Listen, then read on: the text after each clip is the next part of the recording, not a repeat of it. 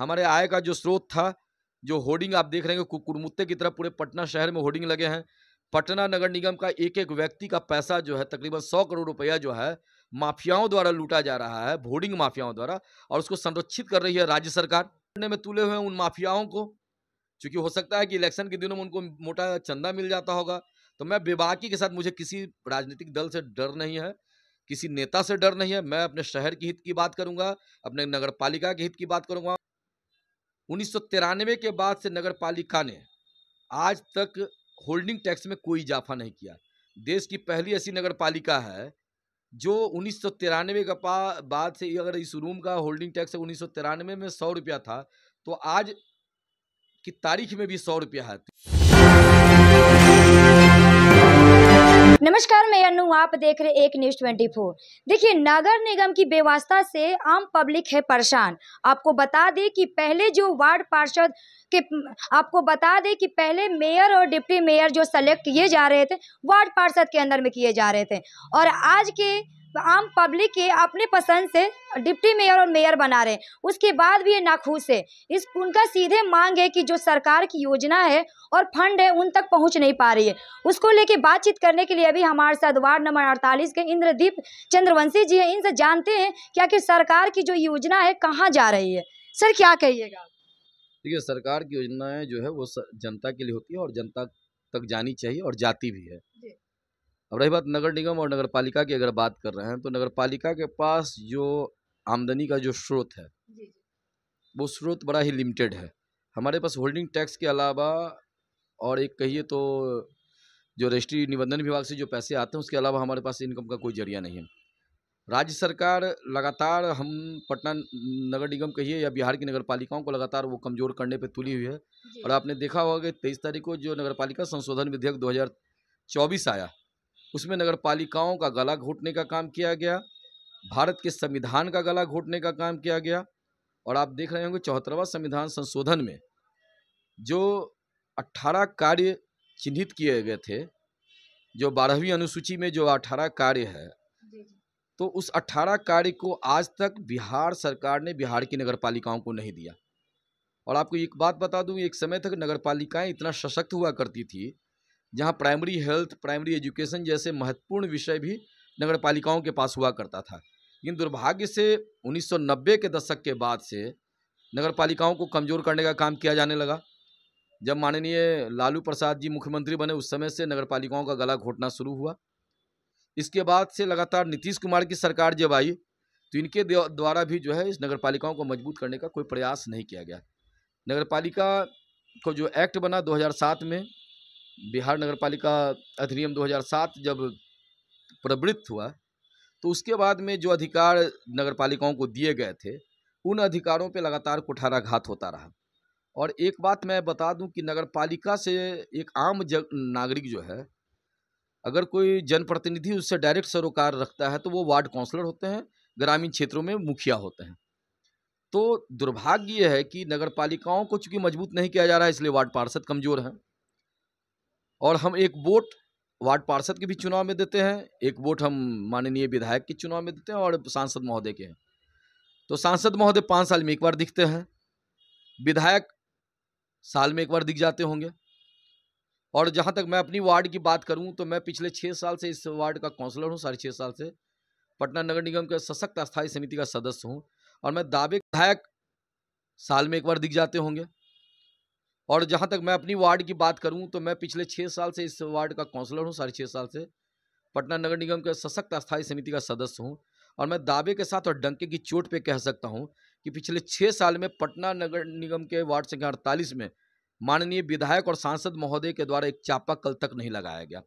तो आप अंदाज़ा लगाइए कि राज्य की सरकार और केंद्र की सरकार जो सुविधाएं शहर के डेवलपमेंट के लिए विधायकों को देते हैं कि भाई आप अपना काम डिलीवर कीजिए, सांसदों को जो पैसे मिलते हैं वार्डों के विकास के लिए, तो मैंने तो देखा अपने वार्ड को अगर उदाहरण ले लूँ तो हमारे सांसद और विधायक महोदय के द्वारा हमारे वार्ड में कोई काम नहीं किया गया।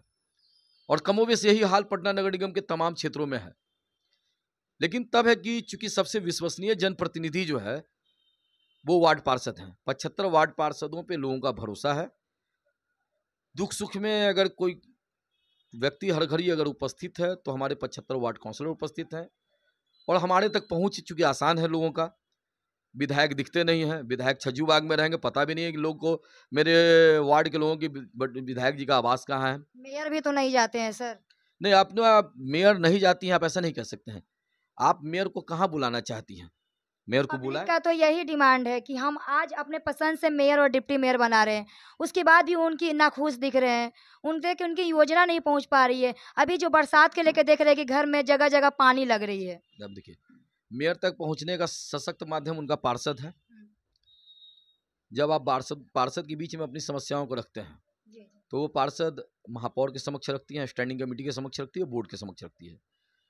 पटना नगर निगम के साधन जो है वो सीमित हैं। इसके बावजूद भी हम हर साल पटना नगर निगम के पार्षदों को 1 करोड़ रुपए का फंड हम लोगों ने देने की एक परंपरा सीता साहू के नेतृत्व में शुरू हुआ, जो बदस्तूर पिछले 3 साल से हम लोग चला रहे हैं। ठीक है, पिछले 1 साल का काम पूरा किया 1 करोड़ का। पिछले साल का जो है वो वित्तीय वर्ष का काम चल रहा है और इस फाइनेंशियल ईयर में हम लोगों ने 1-1 करोड़ रुपये माननीय पार्षदों को अपने स्व विवेक से निगम निधि से उनको योजना चयन करने का अधिकार दिया। तो साधन चूंकि सीमित है, सरकार के द्वारा वो आर्थिक शक्ति हमको प्रदान की नहीं जा रही है। हमको बमुश्किल से राज्य सरकार 200 करोड़ रुपए देती है और मेरा जो ऑफिस कन्वेंस है, पदाधिकारियों का, कर्मचारियों का वेतन भत्ता जो है वो तकरीबन 300 करोड़ के आसपास जाता है। तो जो हम कुछ कमाई करते हैं उसमें से अधिकतर पैसा तो हमको चला जाता है अपने कर्मियों के भुगतान पे, तेल पे, सफाई मजदूरों के भुगतान पे, वाहनों के भुगतान पे। तो हमारी स्थिति ऐसी नहीं है। हम पटना नगर निगम देश के सबसे कमजोर नगर पालिकाओं में एक है, लेकिन एक सशक्त नेतृत्व है सीता साहू जी का, जिसकी वजह से आज हम कुछ कर पा रहे हैं। तो संसाधन की कमी है। राज्य सरकार ने जब 2019 में जल जमाव की स्थिति बनी, तो जब 2019 में जब खुली उस समय 6th फाइनेंस कमीशन का रिपोर्ट जाना था, उनके अध्यक्ष द्वारा जो है हमारे साथ बैठक हुआ, बोर्ड बैठक में हमने कहा कि भाई पटना नगर निगम के पास ये स्थिति है, हम अपने कर्मियों को वेतन देने की स्थिति में नहीं है, हमको इस तरह से सरकार ने पंगु बना दिया है। हमारे आय का जो स्रोत था, जो होर्डिंग आप देख रहे हैं कुकुरमुत्ते की तरह पूरे पटना शहर में होर्डिंग लगे हैं, पटना नगर निगम का एक एक व्यक्ति का पैसा जो है तकरीबन 100 करोड़ रुपया जो है माफियाओं द्वारा लूटा जा रहा है, होर्डिंग माफियाओं द्वारा, और उसको संरक्षित कर रही है राज्य सरकार। इसके पहले चाहे राजद की सरकार रहे, राजद और जदयू की सरकार रहे या भाजपा जदयू की सरकार रहे, तो उन तमाम माफियाओं पे इन सरकार का संरक्षण प्राप्त है। तो उससे जो लॉस हो रहा है पटना नगर निगम को 100 करोड़ रुपए के रेवेन्यू का, उसके लिए दोषी कौन? निस्संदेह राज्य सरकार। क्योंकि हमने यहाँ से रेगुलेशन बना के जब राज्य सरकार को भेज दिया, तो राज्य सरकार की अगर नीयत साफ होती कि हम नगर पालिकाओं को आर्थिक रूप से अगर मजबूत करना है और सशक्त करना है, तो हमारे रेगुलेशन पर मुहर लगाता। लेकिन चूंकि वो खुश करने में तुले हुए हैं उन माफियाओं को, चूंकि हो सकता है कि इलेक्शन के दिनों में उनको मोटा चंदा मिल जाता होगा, तो मैं बेबाकी के साथ, मुझे किसी राजनीतिक दल से डर नहीं है, किसी नेता से डर नहीं है। मैं अपने शहर के हित की बात करूंगा, अपने नगर पालिका के हित की बात करूंगा, यहाँ के पब्लिक के हित की बात करूंगा। तो ना मेरा लालू यादव कुछ बिगाड़ सकते हैं, ना तेजस्वी बिगाड़ सकते हैं, ना नीतीश कुमार बिगाड़ सकते हैं। जब संस्था का नुकसान हो रहा है, आम पब्लिक का पैसा लूटा जा रहा है, तो मैं अपनी पब्लिक की आवाज़ हूँ और मैं आपके चैनल से ये बात बता देना चाह रहा हूँ वर्तमान सरकार को भी, और बाद में जो सरकारें बननी हो, बिगड़नी हो, उन तमाम लोगों को जिनको इस स्टेट में सत्ता पे बैठना है, उन तमाम पार्टियों को मैं आपके चैनल से ये कहना चाहता हूं कि ये सरकार जो लूट का खेल खेल रही है वो नहीं चलेगा। दूसरा बात, 1993 के बाद से नगर पालिका ने आज तक होल्डिंग टैक्स में कोई इजाफा नहीं किया। देश की पहली ऐसी नगर पालिका है जो 1993 के बाद से, अगर इस रूम का होल्डिंग टैक्स 1993 में 100 रुपया था, तो आज की तारीख में भी 100 रुपया है। तो दुनिया का शायद ही कोई ऐसा नगर पालिका होगा जो अपने संसाधन को बढ़ा नहीं पा रहा है, और बढ़ा इसलिए नहीं पा रहा है क्योंकि सरकारें हैं जो धृतराष्ट्र बन करके नगर पालिकाओं का चीरहरण होते देख रही है और उसका चीरहरण कर रही है। तो हमको सशक्त बनाने का केवल भाषण से काम नहीं चलेगा। हम जिन जिन योजनाओं को स्वीकृत करके यहाँ से भेज रहे हैं उन पे उनको ध्यान देना पड़ेगा, पहला। दूसरा, अभी जब मैंने कहा कि इसके पहले मैंने कहा कि जब 2019 में जल जमा हुए, तो 6th फाइनेंस कमीशन ने एक सिफारिश किया कि पटना नगर निगम को 1000 करोड़ रुपए का स्पेशल पैकेज की स्वीकृति दी जाती है।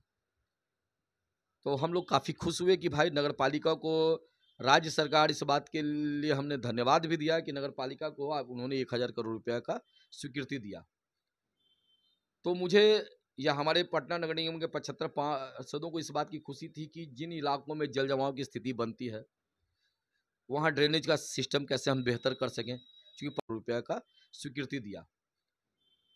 तो मुझे या हमारे पटना नगर निगम के 75 पार्षदों को इस बात की खुशी थी कि जिन इलाकों में जल जमाव की स्थिति बनती है वहाँ ड्रेनेज का सिस्टम कैसे हम बेहतर कर सकें, क्योंकि पटना नगर निगम क्षेत्र में जो ड्रेनेज सिस्टम है वो तकरीबन आज़ादी के समय का है, ब्रिटिश काल के समय का, और बाद के समय में बहुत मामूली काम हुआ। शहर डूबा तो लगा कि नहीं, इस पूरे शहर को कैसे डेवलप किया जाए, उसके लिए 1000 करोड़ का पैकेज जो था, तो हमारे लिए एक लगा था कि अपने सपनों का शहर हम इसको बना सकते हैं। तो सर अब इसमें मेयर और जो वार्ड पार्षद है क्या इसमें निर्णय निकालेंगे कि जो आम पब्लिक की तक योजना और फंड नहीं पहुंच पाए उन तक कैसे पहुंचे? तो वही मैं बता रहा हूँ, तो 1000 करोड़ तो बहुत बड़ा रकम होता है, लेकिन दुर्भाग्य से उस 1000 करोड़ रुपए के लूट में हमारी राज्य सरकार शामिल हो गई और होड़ लग गया कि 1000 करोड़ को कैसे लूटा जाए। तो राज्य के आला अधिकारी बैठ के बंद एसी कमरों में पटना नगर निगम के लिए ड्रेनेज का प्लानिंग करना शुरू कर दिया। और वार्ड 48 में पानी कहाँ जमता है, वार्ड 48 का बेघरों का घर कैसे डूबता है, उसकी जानकारी हमको है, लेकिन हमसे राय नहीं ली जा रही है।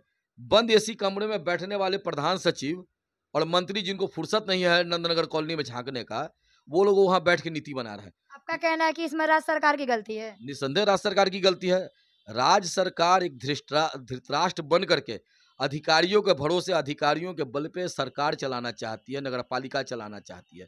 तो मेरा कहने का मतलब, अगर वो 1000 करोड़ रुपए में पटना नगर निगम का सशक्त स्थायी समिति, पटना नगर निगम का निगम बोर्ड जिसमें 75 पार्षद हैं, वो अगर नीति बनाते कि कहाँ पानी निकालना है, आप रेलवे लाइन के उस तरफ चले जाइए, पूरा जिस तरह से बसावट हो रहा है, जिस तरह से वहाँ ड्रेनेज सीवरेज की कोई व्यवस्था नहीं है। वार्ड नंबर 1 में चले जाइए, जहाँ नए नए बस्तियाँ बस रही है, वार्ड नंबर 47 में चले जाइए, पटना सिटी के इलाकों में चले जाइए। तो ये राज्य सरकार जिस तरह की मनमानी कर रही है और बुडको जैसी एजेंसियों को काम दे रही है, तो बुडको हमारा मालिक हो गया है क्या? पटना नगर निगम के पैरेलल जो है एक संस्था को आपने खड़ा कर लिया है, जवाबदेही हम सुने, शहर डूबे तो गाली हम सुने, और राज्य सरकार मलाई मारे वहाँ बैठ करके। तो ये लूट उट का जो सिस्टम है वो चलने उलने नहीं जा रहा है। हम इसको लेकर के बाकायदा हमारे स्टैंडिंग कमेटी के सदस्य Vinod Kumar versus state of Bihar, हम नगर पालिका के अधिकारियों का जो हनन हुआ है, 1000 करोड़ की लूट हुई है, उसके लिए हम माननीय उच्च न्यायालय में है और निस्संदेह हमको न्याय मिलेगा, न्यायालय पर हमको भरोसा है। और राज्य सरकार जिस तरह से लूट में शामिल है, हम इनको लूटने उठने देंगे नहीं। इनको नगर पालिका के साथ और पटना नगर निगम के एक एक आदमी के साथ न्याय करना पड़ेगा, और अगर नहीं सुधरेगी ये सरकार तो 25 में इनको चुनाव भी है, हम वहाँ जवाब दे देंगे इनको, और यही जनता जवाब देगी जो आज हमसे पूछ रही है, चूंकि हम तो उनके परिवार का हिस्सा हैं, उनके सुख में दुख में हम ही शामिल हैं। तो जो लुटेरे यहाँ लूट रहे हैं, लूट मचाने पर तुले हैं, उनको जवाब 25 के चुनाव में हम देने भी जा रहे हैं। अगर ये सरकार नहीं सुधरी तो हम उसको जवाब देंगे। और रहा बात पब्लिक का, तो हमारा जो सीमित संसाधन है, हमारे माननीय 75 पार्षद अपनी पूरी कोशिश कर रहे हैं कि जो भी जरूरत है, उनके सुख में दुख में हम ही शामिल हैं। तो जो लुटेरे यहाँ लूट रहे हैं, लूट मचाने पर तुले हैं, उनको जवाब 25 के चुनाव में हम देने भी जा रहे हैं। अगर ये सरकार नहीं सुधरी तो हम उसको जवाब देंगे। और रहा बात पब्लिक का, तो हमारा जो सीमित संसाधन है, हमारे माननीय 75 पार्षद अपनी पूरी कोशिश कर रहे हैं कि जो भी ज़रूरत है उनके उस उम्मीदों पे खड़ा उतरे। हमारे महापौर इस बात के लिए प्रतिबद्ध है कि जो भी ज़रूरत है हमारा सीमित संसाधन में पटना नगर निगम जो कर सकती है, उसमें हम बेहतर से बेहतर करने का प्रयास कर रहे हैं और बेहतर से बेहतर करेंगे। सर बीजेपी आज तिरंगा यात्रा निकाली है 15 अगस्त को लेके, क्या कुछ कहिएगा? देखिए, तिरंगा जो है, तो तिरंगा तो हमारा शान है ना, और तिरंगा हमारी पहचान है। तो तिरंगा यात्रा बीजेपी को ने निकाला है, उसके लिए मैं उनको भी दिल से धन्यवाद दूंगा। और तिरंगा यात्रा बीजेपी ही नहीं, क्योंकि इस तिरंगे पे बीजेपी का मात्र अधिकार नहीं है। इस भारत देश का 140 करोड़ से अधिक जो आबादी है, चाहे किसी जाति के हों, किसी धर्म के हों, किसी मजहब के हों, किसी गली के हों, किसी मोहल्ले के हों, किसी राज्य के हों, तिरंगा से बड़ा इस देश के लिए कुछ नहीं है। और तिरंगा का सम्मान होना चाहिए। भारतीय जनता पार्टी ने तिरंगा यात्रा निकाला है, उसके लिए मैं उनको साधुवाद करूंगा। और मैं ये चाहूँगा कि देश की हर एक राजनीतिक पार्टी, हर एक जमात भारतीय झंडे का सम्मान करे, तिरंगा का सम्मान करे। और इसके सम्मान में, चूँकि 15 अगस्त को तो निश्चित तौर से पूरी दुनिया में भारत का झंडा लहराता है, तो हम चाहेंगे कि सारे लोग जो है तिरंगा का सम्मान में आ गए। ये किसी भाजपा का कार्यक्रम नहीं है, इसको देश का कार्यक्रम बनने देना चाहिए और देश का कार्यक्रम बनाना चाहिए। चलिए, जैसे कि आपने सुना कि यहाँ इनका कहना, जो आम पब्लिक है नगर निगम की व्यवस्था से परेशान है। यहाँ पर मेयर या वार्ड पार्षद के यहाँ गलती नहीं है, क्योंकि जो राज्य सरकार है वही थी राष्ट्र के काम कर रहे हैं। आप क्या सोचते हैं? कमेंट